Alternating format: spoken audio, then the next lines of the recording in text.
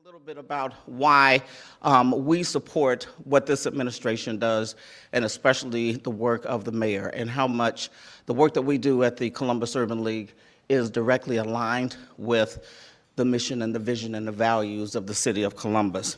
We know that young people and safety and minority businesses are really, really important to this community, and neighborhood safety in particular, and how we deal with that, and especially with our youth. And so we have been fortunate to work with the city, with the mayor, with the Office of Violence Prevention, to implement two what we think, very exciting programs that are here for our youth, but also really deal with public safety. And so the first one I want to talk about just briefly is the Neighborhood Violence Intervention Program. Thank you to Director Rena Shack and team for continuing to allow us to implement this program.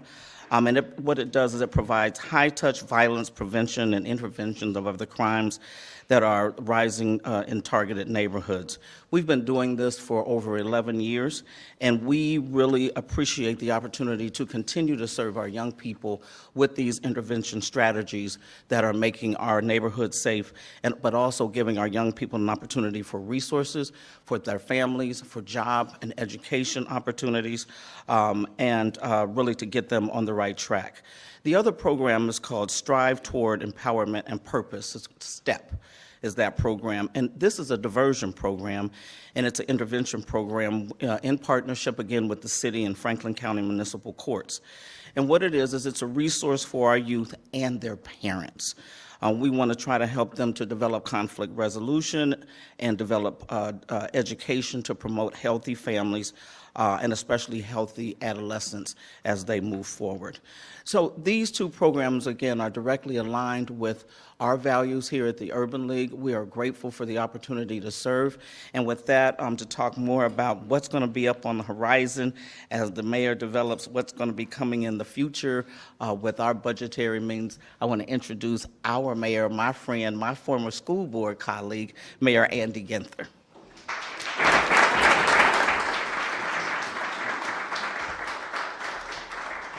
And I think Stephanie and I have the scars to prove that school board experience. What a great day here in the city of Columbus. A beautiful day in our city, and so grateful to Stephanie and the team at the Urban League for hosting us here today, and for all of you that have joined us to talk about what I am really excited about in the work ahead, really building upon our focus on making sure that every family in every neighborhood is sharing in our success. So I also want to thank Director Owens and the Department of Finance and Management, all of our departments and staff that have been so instrumental to getting us here.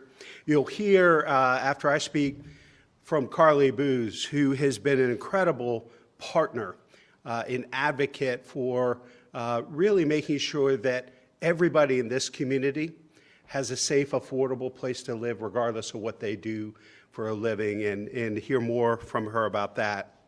So I'm excited to be with you today to share with you that my proposed 2025 operating budget is a balanced budget totaling $1.23 billion. This is, in essence, a growing budget for a growing city. It's truly been something to see our city change and grow so much in recent years, especially when compared to so many others throughout Ohio and across the nation that have struggled to gain a foothold in the post-pandemic economy. As one of the fastest growing cities in America, this budget's scope and ambitions reflect our historic growth, but at the end of the day, it's also about our values, our priorities, and our determination to foster equitable prosperity. My top priorities remain safety, housing, and transportation. We've made incredible progress in recent years along all three fronts. I and the team at the city are very proud of that. But now is not the time to rest on our laurels. Now is the time to build upon the progress we have achieved all while continuing to provide exceptional city services and making important investments for our future. We have an obligation to be purposeful and intentional in our investments so that we're lifting up all Columbus families and eliminating barriers to upward mobility. This is especially true as the federal stimulus funding that we received during the pandemic is almost fully invested. But we are committed to stepping up and doing our part with our own resources to move Columbus families forward, all through the lens of equity. However, for prosperity to take root and fully flourish for all Columbus families, we must ensure adequate safety, security, and stability in every Columbus neighborhood. And we're making great strides in doing just that. I'm pleased to say Columbus is a national leader in homicide reduction. Year-to-date, homicides in Columbus are down 24% when compared to last year. So thanks to the combined contributions of the Division of Police, the Office of Violence Prevention, Recreation and Parks, Public Health, and the Department of Neighborhoods, to just name a few. And a shout out to the residents of Columbus. We've received more tips from the community to increase our closure rates and get the most violent criminals off our streets. The City of Columbus Division of Police and the community is working closer together now than ever before. It also comes down to collaboration and engagement with the community, with all our friends and neighbors and partners doing their part to build a brighter future for their families. By working together, we will continue to implement our comprehensive neighborhood safety strategy and take on violent crime through prevention, intervention, and enforcement. This budget allocates the most significant portion of our budget, $774 million, for neighborhood safety by advancing proven programs, tapping into efficiencies and improvements wherever possible, and strengthening our overall capacity to keep Columbus families safe. Our incredible first responders are key to our momentum. This budget includes $8.8 million for 3 police recruit classes and 1 fire recruit class, adding up to 180 officers and 45 more firefighters to our growing public safety forces to serve a growing city. It should be noted that 180 recruits is the most we've ever budgeted for a single year. We can't police our way out of the violence we've seen in the past, but enforcement is a critical part to our comprehensive safety strategy. We need to continue to invest in prevention, intervention, and enforcement for a growing city. And while on the subject of police recruits, this budget marks the 4th consecutive year that we funded 3 classes for the Division of Police, a record for our city, and something I first called for back in my 2022 operating budget. There's also $1.4 million for our police and fire cadet classes, which has enabled us to recruit our largest and most diverse classes of incoming officers and firefighters in city history by connecting with young adults who aspire to make a positive difference. And I'm proud to say they're joining the ranks of our public safety forces. At CPD, 18 cadets are currently serving our neighborhoods as officers, with another 5 enrolled at the academy. Over at the Division of Fire, 37 cadets have gone on to become firefighters, and another 9 are in the Recruit Academy as we speak. We're committed to equipping our public safety personnel, newcomers and veterans alike, with the tools they need to do their jobs well and to serve an increasingly diverse community with new resources that will translate text to 911 that are placed in different languages, as well as new capabilities to text video to 911 in the event of an emergency. We're putting $400,000 towards bringing these new systems online. And at the same time, we're committed to continuous improvement. Zone 6, which is where we are here today, Also encompasses parts of Linden, Milo Grogan, and the Near East Side, is on the forefront of some of our most innovative efforts. One example to share with you all today, Chief Bryant has been piloting a new program here that devotes the same resources to investigating non-fatal shootings as we would normally be devoted to investigating a homicide. This is about disrupting the cycle of violence, because we know there's a very small population driving the majority of gun violence in this community, and many are repeat offenders. Often the difference between a fatal and a non-fatal shooting comes down to millimeters in medical intervention. This is about catching and stopping shooters before they become killers. So far, this new pilot has helped drive up our case closure rates and support individuals impacted by violent crime. And we hope to expand this program to other parts of our city in the coming years. We're also taking a look at our other prevention and intervention efforts that are already in effect citywide. There's $200,000 for an assessment to expand our alternative crisis response programming and better address the diverse needs of a growing city. This is especially important as the new Franklin County Mental Health and Addiction Crisis Center prepares to open its doors next spring. Our neighbors who are battling mental health and addiction challenges belong in treatment, not in prison or the emergency room. We have an obligation to be there for everyone in our community and to empower them with the support and services they need to thrive in the years ahead. But there can be no discussion about the future of growth of our city without talking about housing. 2 years ago, I announced the Columbus Housing Strategy, which calls on our region to build 200,000 new housing units over the next decade, so we can welcome all the new residents joining our community while remaining an affordable place to live for those who were born and raised here.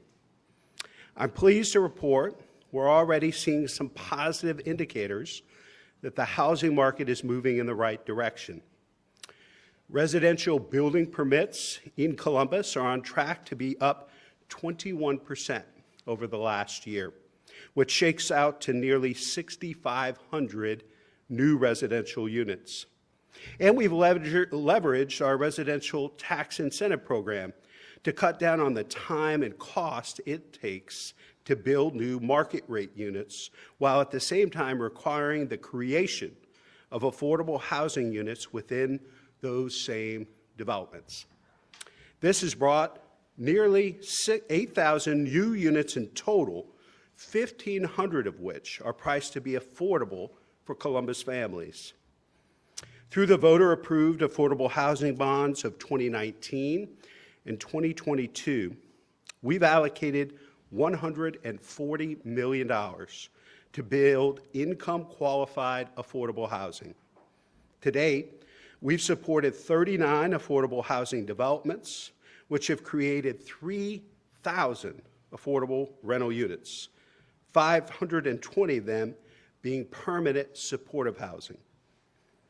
In 2025, $4.3 million of this operating budget will be used to staff our housing team as they invest $83 million from the affordable housing bonds, as well as federal programs and grants, all meant to further expand affordable housing options here in Columbus.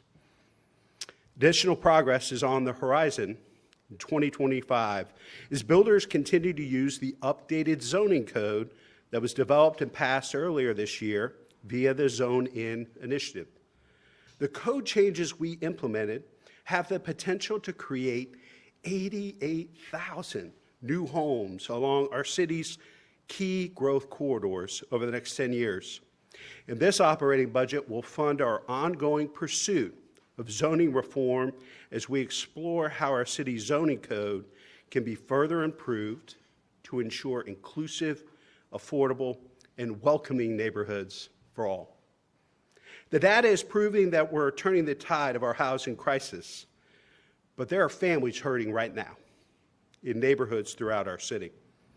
Our housing shortage is enabling bad landlords to exploit vulnerable neighbors, charging too much and offering too little at properties like Latitude 525 or Colonial Village.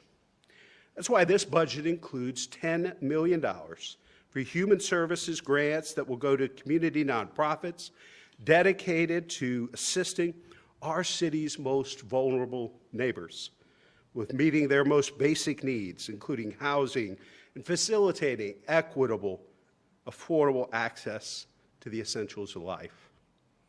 And that brings us to my third key priority as we look to the years ahead, and that is transportation.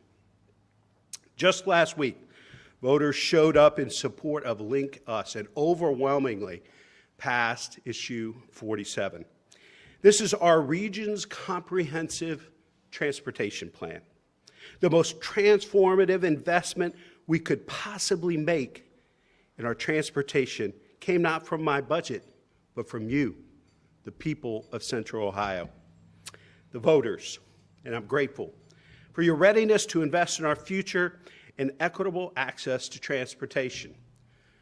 The people of Columbus and Central Ohio are optimistic about their future, and they continue to invest in themselves, whether it's economic development, whether it's transit, whether it's education, whether it's housing. The future is very bright in this community. The people of Columbus and Central Ohio are ready to greet the new dawn. This effort will install at least 5 rapid transit bus lines along major growth corridors and build more than 500 miles of sidewalks in communities across Central Ohio. Everybody who lives within the COTA service area will benefit from Link Us with transit-supportive infrastructure projects and transit-oriented development. It's going to take some time for these improvements to take shape. The budget I'm proposing today will continue to provide funding for the planners and engineers who will bring our Link Us vision to life. It will also pay the engineers, parking attendants, snowplow drivers, and street sweepers who keep us moving today, maintaining and caring for our current and future transportation infrastructure. In total, we're looking at $35.4 million for these personnel. Essential and everyday core city services. That's what makes local government so impactful. And as always, that's what lies at the heart of this general fund budget. To that end, there's $18.4 million to maintain the city's weekly recycling program, including bi-weekly yard waste pickups. $6.9 million for hotspot inspections to take on illegal dumping. It's been a huge success and something that community and neighborhood leaders have been calling for, and we've continued to grow since we put it in place in 2019. $9.4 million for our code enforcement team to keep landlords accountable for properties in need of repair. $26.8 million for summer, after-school, and job readiness programming to keep Columbus youth safe and engaged all year long. Prevention, intervention, and enforcement, a comprehensive and balanced approach.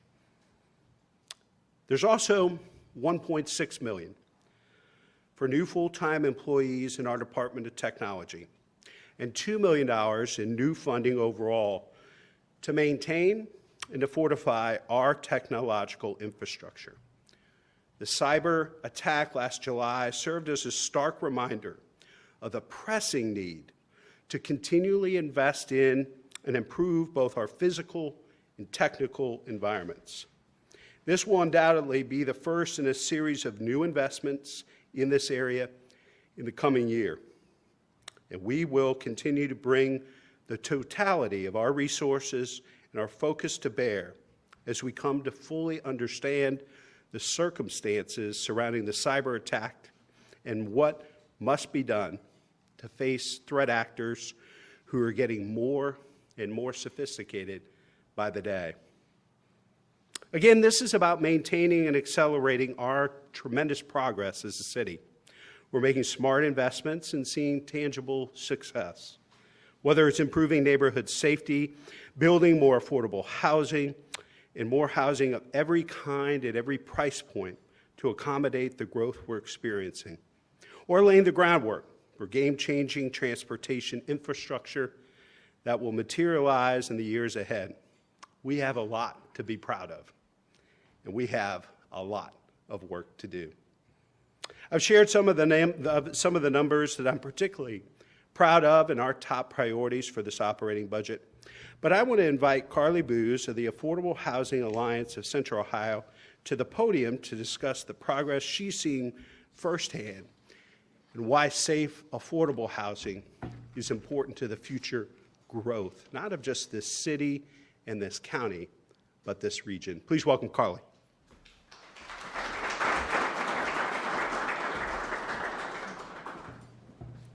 Thank you, Mr. Mayor, for inviting me to represent the Affordable Housing Alliance today. We are a group of 40 organizations that are working collaboratively to close Central Ohio's housing gap, and I have to recognize Dr. Hightower, President Hightower, and the Urban League is one of our influential members.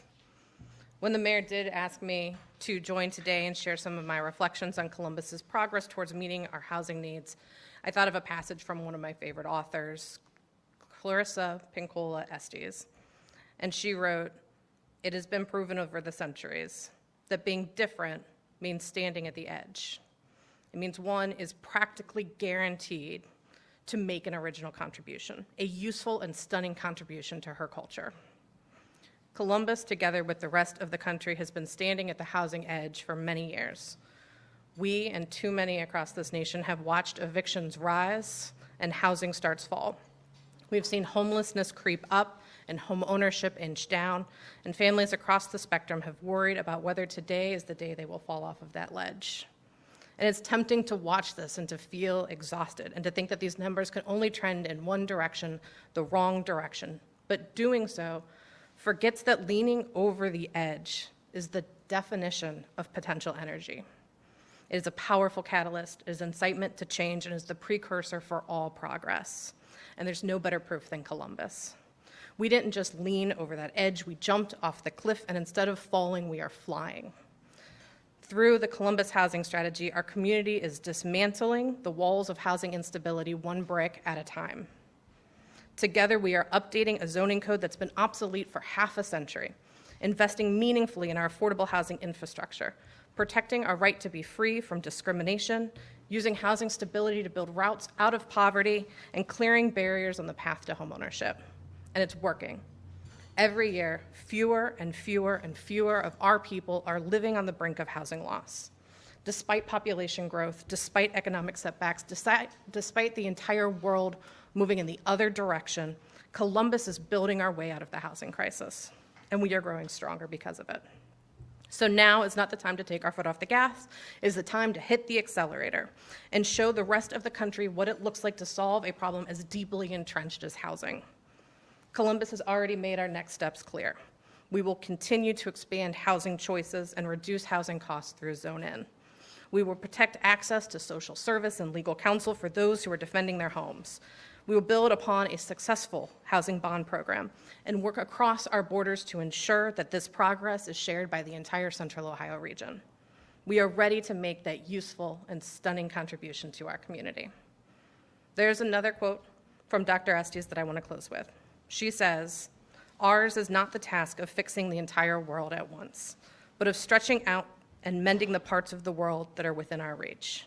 In Columbus, decent, safe, affordable housing is absolutely within our reach, and I am thankful for every day and every leader that moves us closer to that goal. Thank you.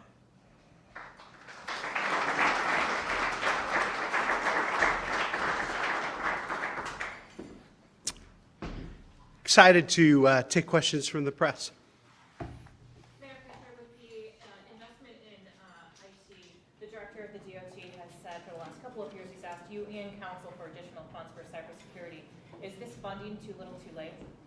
We've invested $12 million over the last 5 years, improving our efforts around cybersecurity. Clearly, we're going to do more, and this proposed budget includes more staff within the Department of Technology, and I think you're going to see in the coming year and coming years, a pretty significant investment that at least matches that and maybe exceeds that investment over the last 5 years into other capital infrastructure. Mayor, you mentioned the investment to hire 180 new police officers. According to the FOP, CPD is down by about 200, and that's because about 100 officers left the force last year. So what, in your opinion, can the city do better to retain officers and bridge that gap? Well, I think what you saw in 2020 was a mass exodus of folks from law enforcement across the country.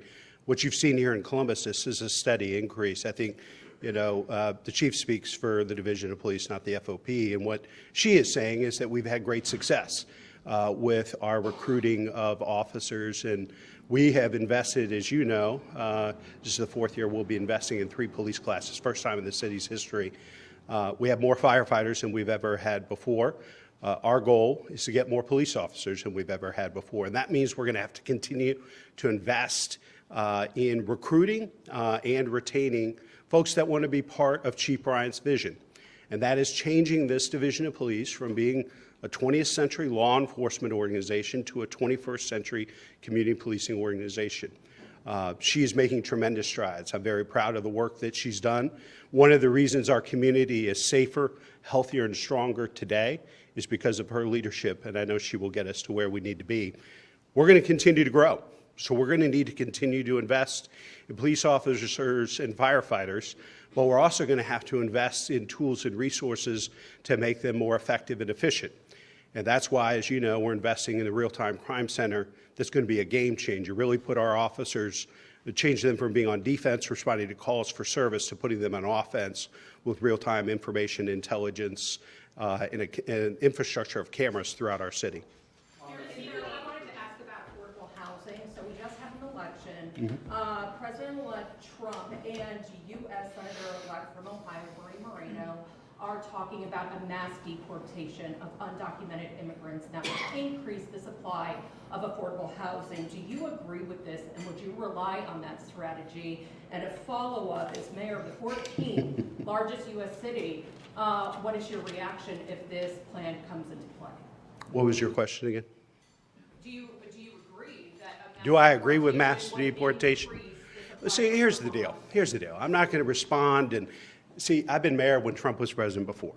I'm not going to respond to every tweet. I'm not going to clap back at every comment the president makes. Here's the deal. This community continues to grow and thrive because we attract the best and the brightest from around Ohio, Central Ohio, the country, and the world. This is a thriving community because we value and embrace diversity, folks from all walks of life that make our community stronger, healthier, and safer. I look forward to working with the president in a bipartisan way on increasing the amount of housing in this country and in this community. We have a supply crisis. We're probably in need of about 4 million units nationwide.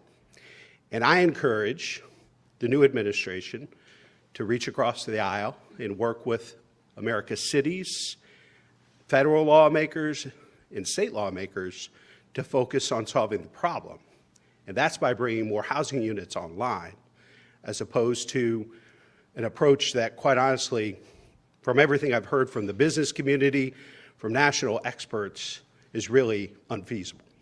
But if you hired 91 police officers last year, at that same time period, they lost 94. You promised in your budget announcement last year that you would have, quote, more boots on the ground than ever before. Did you achieve that goal?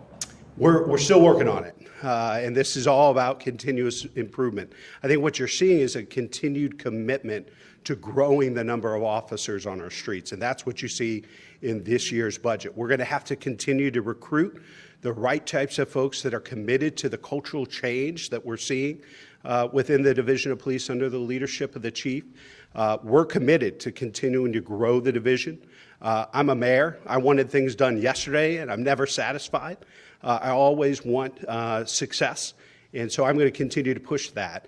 But part of that is about us making sure that we're not only recruiting the very best, but also retaining. And we think that we have a very competitive program and offerings around pay and benefits. I think we also, there are a lot of young people who are going into law enforcement that want to be part of the solution, that want to be part of community policing, that want to serve the public. And we're continuing to see more and more young people join the Division of Police who are committed to that cultural change as well. It's going to take time. As you know, we didn't lose all of those officers overnight. We are stemming the tide and growing the force as we move forward. Yes or no, did you achieve that goal? What goal is that? To have more boots on the ground than ever before. We will get there. We didn't get there by the end of last year, but we will get there. And I think this budget reflects a commitment to this. You know, the first time in the city's history, 3 police classes for 4 years in a row, and we're going to continue to work on growing the number of police officers and firefighters throughout our city. Mayor, when we talk about transportation in these growth corridors, look at Fifth Avenue. We've got 2 new complexes well on their way to completion, new ones that have been finished. We've added a lot of traffic to Fifth Avenue. People are complaining about the amount of traffic that is added to Fifth Avenue, public service points to link us. Is the city asking people to give up their cars, and is this really a solution to that problem? Well, I don't think anybody's asking folks to give up their car. But, you know, the old adage in Columbus in the 1950s was get in your car, drive until you hit it, get out and walk inside. Well, that's about when we were maybe a third of the size that we are now. And we're going to grow more in the next 30 years than we have in the last 70. So we need to continue to offer more with respect to housing and transit options to make sure that we grow in an equitable way. If folks are spending 50% of their income on housing and another 20% on maintaining and owning a vehicle, that's not a commitment to equity. And that's why the affordable housing work that we're doing and Link Us and these transit lines is so critically important, because the other key part to Link Us is that we can embrace density and height. And we know those are the 2 biggest contributors to affordability. So we're going to continue to work through this, but growing communities are going to continue to have challenges. What's really important is, do we make the right choices in the next 10 years to make sure that 20 or 30 years from now, our kids look back and are proud of the choices we made? Mayor Ginther, I want to go back to the immigration piece. So I appreciate you saying that you don't want to comment on every Trump tweet. However, that is a major narrative happening right now, and it is promised from his administration. Is it a plan? Is there legislation? This is promise. all discussion. What do you have to say with the undocumented immigrants in your city when they are hearing this discussion day in and day out? Well, I think, again, I didn't run for my 3rd term as mayor to be the anti-Trump. You know, I'm the mayor of the people of Columbus. I also serve as the president of the U.S. Conference of Mayors. America's mayors are not interested in a war with the Trump administration. We're the last bastion of bipartisan left in American politics at the U.S. Conference of Mayors. We look forward to working with the president on solutions that solve problems and protect our residents. That's my commitment to him. That's the conference's commitment to him. But I'm not going to speculate on every piece of narrative that you want to put out there. One more, Karen? I'm so sorry. Both of your housing and the larger Olympus transportation initiatives depend a lot on leveraging federal grant dollars. Does the election outcome hamper the ability to implement those? Will that money keep going away? Will it slow down the process? Well, the 2 things that I think I remember from the Trump administration is a commitment and passion around infrastructure and a recognition of public-private partnerships. So I think both with Link Us and a lot of our regional housing strategy and coalition work that we'll be sharing in the weeks ahead, I think they will be very attractive to the president-elect and the Trump administration based on our experience and what we saw out of them in their term a few years ago. Why only 1 new fire class when you had 3 last year? They're just understaffed as CP is. That may be your opinion. I think we have more firefighters now than we've ever had before in our city's history. We're going to continue to grow there. Obviously, we need to continue to increase the number of police officers and firefighters, and we believe that police, based on where staffing is right now, is a higher priority. Mayor, I want to go back really quickly to safety. Safety is something that people, our viewers, community members have told us is their number one concern. We spend so much money on it every year, yet people are still telling us they don't feel safe. Their cars are getting broken into, stolen, those low-level crimes. How do we make people feel secure in the city right now? Well, I think continuing to share facts and statistics and accurate information as opposed to sensationalizing or dramatizing or taking advantage of particular situations for clicks and views is one thing.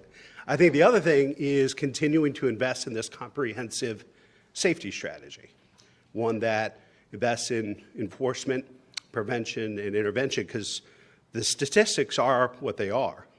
We know that non-fatal shootings, felony assaults, homicides are all down dramatically. And so we need to continue to tell that story and engage with the public about how they can be involved, joining a block watch, hiring our young people, engaging with folks that are in intervention programs that need a new path forward. Because we need everybody to be part of this solution. The police cannot solve this safety issue alone. We need the faith community, we need the public, we need the business community, all to be part of this solution. Considering safety is a priority of yours, why was an email just sent out to CPD units like homicide and the assault squad if they're not to work any overtime? I'm not even aware of your email. I don't know what that is, so I'll be happy to follow up with you. Yeah, Lacey, we'll get Glenn on it. I don't think I was on the email distribution you're referring to. If you guys have any questions, come to me. We'll stick around.